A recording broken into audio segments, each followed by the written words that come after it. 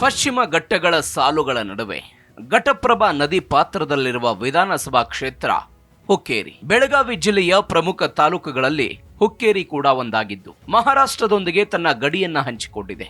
ಶಿವಸೇನೆ ಮತ್ತು ಎಂಇಎಸ್ನ ದಾಂಧಲೆಗಳನ್ನ ಸಹಿಸಿಕೊಂಡು ಇಲ್ಲಿಯ ಜನರು ಕೃಷಿ ಮಾಡ್ತಾ ಬದುಕ್ತಿದ್ದಾರೆ. ಕಬ್ಬು ಇಲ್ಲಿನ ಪ್ರಮುಖ ಬೆಳೆಯಾಗಿದ್ದು ಸಕ್ಕರೆ ಕಾರ್ಖಾನೆ ಕೂಡ ಹುಕ್ಕೇರಿ ವಿಧಾನಸಭಾ ಕ್ಷೇತ್ರದಲ್ಲಿದೆ.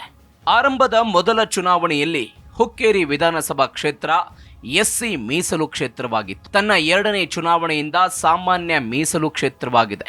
ಇದುವರೆಗೂ 16 ಚುನಾವಣೆಗಳು ಮತ್ತು 1 ಉಪಚುನಾವಣೆಯನ್ನ ಕಂಡಿರುವ ಹುಕ್ಕೇರಿ ಕ್ಷೇತ್ರದಲ್ಲಿ ಕಾಂಗ್ರೆಸ್ 6 ಬಾರಿ, ಬಿಜೆಪಿ 4 ಬಾರಿ, ಜನತಾ ಪಕ್ಷ, ಜನತಾದಳ ತಲಾ 2 ಬಾರಿ ಹಾಗೂ ಜೆಡಿಎಸ್ ಮತ್ತು ಜೆಡಿಯು ತಲಾ 1 ಬಾರಿ ಗೆಲುವು ಸಾಧಿಸಿವೆ. 2018ರ ವಿಧಾನಸಭಾ ಚುನಾವಣೆಯಲ್ಲಿ ಗೆದ್ದು ಕ್ಷೇತ್ರವನ್ನ ಪ್ರತಿನಿಧಿಸ್ತಾ ಇದ್ದ ಬಿಜೆಪಿಯ ಉಮೇಶ್ ಕತ್ತಿಯವರು 2022ರಲ್ಲಿ ಮೃತಪಟ್ಟರು. ಅವರ ಸಾವಿನಿಂದ ಹುಕ್ಕೇರಿ ಕ್ಷೇತ್ರ ತೆರವಾಯಿತು. ಉಪಚುನಾವಣೆ ನಡೆಯದ ಕಾರಣಕ್ಕೆ ಪ್ರತಿನಿಧಿ ಇಲ್ಲದೆ ಕ್ಷೇತ್ರ ಖಾಲಿ ಉಳಿದಿತ್ತು. 2023ರ ಸಾರ್ವತ್ರಿಕ ವಿಧಾನಸಭಾ ಚುನಾವಣೆಯ ಜೊತೆಗೆ ಹುಕ್ಕೇರಿ ಕ್ಷೇತ್ರಕ್ಕೂ ಚುನಾವಣೆ ನಡೆಯಿತು. ಈ ಚುನಾವಣೆಯಲ್ಲಿ ಉಮೇಶ್ ಕತ್ತಿಯವರ ಪುತ್ರ ನಿಖಿಲ್ ಕತ್ತಿ ಟಿಕೆಟ್ ಆಕಾಂಕ್ಷಿಯಾಗಿದ್ದರು. ನಿರೀಕ್ಷೆಯಂತೆ ಬಿಜೆಪಿ ಹೈಕಮಾಂಡ್ ಅವರಿಗೆ ಟಿಕೆಟ್ ನೀಡಿತು. ಪರಿಣಾಮ 2023ರ ಚುನಾವಣೆಯಲ್ಲಿ ಗೆದ್ದು ಅವರು ಶಾಸಕರಾಗಿದ್ದಾರೆ. ಇಂಗ್ಲೆಂಡ್ನಲ್ಲಿ MBA ಪದವಿ ಮುಗಿಸಿರುವ ನಿಖಿಲ್ ತಂದೆಯ ಗರಡಿಯಲ್ಲೇ ಪಳಗಿದ್ದಾರೆ.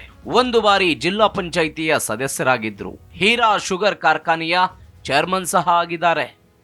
ಉಮೇಶ್ ಕತ್ತಿ ದಾಖಲೆ: ಜನತಾ ಪಕ್ಷ, ಜೆಡಿಯು, ಜೆಡಿಎಸ್, ಕಾಂಗ್ರೆಸ್, ಬಿಜೆಪಿ ಹೀಗೆ ಎಲ್ಲಾ ಪಕ್ಷಗಳಿಂದಲೂ ಕಣಕ್ಕಿಳಿದು ಗೆದ್ದವರು ಉಮೇಶ್ ಕತ್ತಿ. ಅವರ ತಂದೆ ವಿಶ್ವನಾಥ್ ಕತ್ತಿ ವಿಧಾನಸಭೆಯಲ್ಲೇ ಹೃದಯಾಘಾತದಿಂದ ನಿಧನರಾದರು. ಪರಿಣಾಮ ತಮ್ಮ 25ನೇ ವಯಸ್ಸಿಗೆ ಉಮೇಶ್ ಕತ್ತಿ ವಿಧಾನಸಭೆಯನ್ನ ಪ್ರವೇಶ ಮಾಡಿದ್ರು. ಬಳಿಕ ತಮ್ಮ ದಾಡಸಿತನದಿಂದಲೇ ಉಮೇಶ್ ರಾಜಕೀಯವಾಗಿ ಬೆಳೆದು ನಿಂತರು. ಉತ್ತರ ಕರ್ನಾಟಕ ಪ್ರತ್ಯೇಕ ರಾಜ್ಯ ಮಾಡ್ತೇನೆ, ನಾನೇ ಮೊದಲ ಮುಖ್ಯಮಂತ್ರಿ ಆಗುತ್ತೇನೆ ಎನ್ನುವ ಮೂಲಕ ಉಮೇಶ್ ಕತ್ತಿಯವರು ಇಡೀ ರಾಜ್ಯ ರಾಜಕಾರಣಕ್ಕೆ ಟಕ್ಕರ್ ಕೊಟ್ಟವರು. ಯಾವುದೇ ಪಕ್ಷಕ್ಕೂ ಸಿದ್ಧಾಂತಕ್ಕೂ ಅಂಟಿಕೊಳ್ಳದ ಅವರು ತಮ್ಮ ವೈಯಕ್ತಿಕ ವರ್ಚಸ್ಸಿನಿಂದಲೇ ಸತತ 8 ಬಾರಿ ಗೆದ್ದವರು.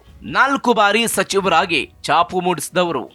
1985ರಿಂದ 1 ಅವಧಿಯನ್ನ ಹೊರತುಪಡಿಸಿ ಉಳಿದ 8 ಅವಧಿಗಳಲ್ಲೂ ವಿವಿಧ ಪಕ್ಷಗಳಿಂದ ಉಮೇಶ್ ಕತ್ತಿಯವರೇ ಕ್ಷೇತ್ರವನ್ನ ಗೆದ್ದಿದ್ದಾರೆ. ಕಳೆದ 9 ಚುನಾವಣೆಗಳಿಂದ ಅಂದ್ರೆ 45 ವರ್ಷಗಳಲ್ಲಿ ಕಾಂಗ್ರೆಸ್ ಒಮ್ಮೆಯೂ ಕ್ಷೇತ್ರದಲ್ಲಿ ಗೆಲುವು ಸಾಧಿಸಿಲ್ಲ. 1957ರ ಚುನಾವಣೆಯಿಂದ ಹಿಡಿದು 1983ರ ವಿಧಾನಸಭಾ ಚುನಾವಣೆಯ ತನಕ ಈ ಕ್ಷೇತ್ರದಲ್ಲಿ ಕಾಂಗ್ರೆಸ್ ಪ್ರತಿ ಚುನಾವಣೆಯಲ್ಲಿ ಗೆಲ್ತಾನೆ ಇತ್ತು. 1983ರಲ್ಲಿ ಕಾಂಗ್ರೆಸ್ನ ಆಲಗೌಡ ಬಸವಪ್ರಭು ದೇಸಾಯಿ ಗೆಲುವು ಸಾಧಿಸಿ ಕ್ಷೇತ್ರವನ್ನ ಪ್ರತಿನಿಧಿಸಿದ್ರು. ಅದಾದ ನಂತರ ಅವರು 1985ರಲ್ಲಿ ಮೃತಪಟ್ಟ ಹಿನ್ನೆಲೆ ಆ ವರ್ಷ ಉಪಚುನಾವಣೆ ನಡೆಯಿತು. ಈ ಚುನಾವಣೆಯಲ್ಲಿ ಜನತಾ ಪಕ್ಷದ ವಿಶ್ವನಾಥ ಕತ್ತಿ ಗೆಲುವು ಸಾಧಿಸಿದ್ರು. ಬಳಿಕ ಅದೇ ವರ್ಷ ಸಾರ್ವತ್ರಿಕ ವಿಧಾನಸಭಾ ಚುನಾವಣೆ ಕೂಡ ನಡೆಯಿತು.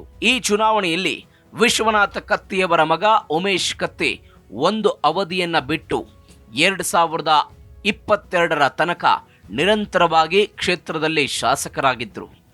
1985ರಲ್ಲಿ ಜನತಾ ಪಕ್ಷದಿಂದ, 1989 ಮತ್ತು 1994ರಲ್ಲಿ ಜನತಾದಳದಿಂದ, 1999ರಲ್ಲಿ ಜೆಡಿಯುನಿಂದ ಸ್ಪರ್ಧಿಸಿ ಉಮೇಶ್ ಕತ್ತಿ ಗೆಲುವು ಸಾಧಿಸಿದ್ರು.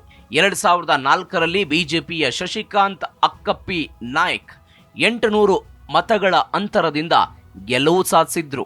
2008ರಲ್ಲಿ ಕ್ಷೇತ್ರ ಮರು ವಿಂಗಡಣಾ ಪ್ರಕ್ರಿಯೆ ನಡೆದರೂ ಹುಕ್ಕೇರಿ ಸಾಮಾನ್ಯ ಕ್ಷೇತ್ರವಾಗೇ ಉಳಿಯಿತು. ಆ ವರ್ಷ ನಡೆದ ಚುನಾವಣೆಯಲ್ಲಿ ಜೆಡಿಎಸ್ನಿಂದ ಸ್ಪರ್ಧೆ ಮಾಡಿದ್ದ ಉಮೇಶ್ ಕತ್ತಿ ಕಾಂಗ್ರೆಸ್ ಅಭ್ಯರ್ಥಿ ಅಪ್ಪಯ್ಯಗೌಡ ಬಸಗೌಡ ಪಾಟೀಲ್ ಹಾಗೂ ಬಿಜೆಪಿಯ ಅಭ್ಯರ್ಥಿ ಶಶಿಕಾಂತ್ ಅಕ್ಕಪ್ಪಿ ನಾಯಕ್ ಅವರನ್ನ ಚುನಾವಣೆಯಲ್ಲಿ ಸೋಲಿಸಿದ್ರು. 2013ರ ಚುನಾವಣೆಯ ಸಮಯದಲ್ಲಿ ಉಮೇಶ್ ಕತ್ತಿ ಬಿಜೆಪಿ ಸೇರಿದ್ರು. ಬಿಜೆಪಿಯಿಂದ ಸ್ಪರ್ಧಿಸಿದ್ದ ಅವರು 81,810 ಮತಗಳನ್ನು ಪಡೆದು ಚುನಾವಣೆಯಲ್ಲಿ ಗೆದ್ದು ಬೀಗಿದ್ರು. ಅವರ ವಿರುದ್ಧ ಕಾಂಗ್ರೆಸ್ನಿಂದ ರವಿ ಬಸವರಾಜ್ ಕರಾಲೆ, ಜೆಡಿಎಸ್ನ ಬಸವರಾಜ್ ಕಾಶಪ್ಪ ಮಟಗಾರ್ ಚುನಾವಣೆಯಲ್ಲಿ ಸ್ಪರ್ಧಿಸಿದ್ರು. 2018ರಲ್ಲಿ ಮತ್ತೊಮ್ಮೆ ಕಣಕ್ಕಿಳಿದ ಅವರು ಕಾಂಗ್ರೆಸ್ನ ಅಭ್ಯರ್ಥಿ ಅಪ್ಪಯ್ಯಗೌಡ ಪಾಟೀಲ್ ಅವರನ್ನ ಸೋಲಿಸುವ ಮೂಲಕ ಹ್ಯಾಟ್ರಿಕ್ ಗೆಲುವು ದಾಖಲಿಸಿದ್ರು. 2023ರ ವಿಧಾನಸಭಾ ಚುನಾವಣೆಯಲ್ಲಿ ಉಮೇಶ್ ಕತ್ತಿ ಪುತ್ರ ನಿಖಿಲ್ ಕತ್ತಿ 90,351 ಮತಗಳನ್ನು ಪಡೆದಿದ್ರೆ AB ಪಾಟೀಲ್ 54,078 ಮತಗಳು. ಇನ್ನು ಬಸವರಾಜ ಪಾಟೀಲ್ ಕೇವಲ 351 ಮತಗಳನ್ನು ಪಡೆದಿದ್ದಾರೆ. ಮತ್ತೊಂದು ಕಡೆ ಹುಕ್ಕೇರಿಯ ಜಾತಿ ಲೆಕ್ಕಾಚಾರವನ್ನು ನೋಡೋದಾದ್ರೆ ಈ ಕ್ಷೇತ್ರದಲ್ಲಿ 65,000 ಲಿಂಗಾಯತ ಮತಗಳು, 10,000 ಬ್ರಾಹ್ಮಣ, 40,000 SC ಹಾಗೂ ST, 35,000 ಮುಸ್ಲಿಂ, 25,000 ಜೈನ್, 15,000 ಮರಾಠ ಹಾಗೂ 20,000 ಇತರೆ ಸಮುದಾಯದ ಮತಗಳಿವೆ.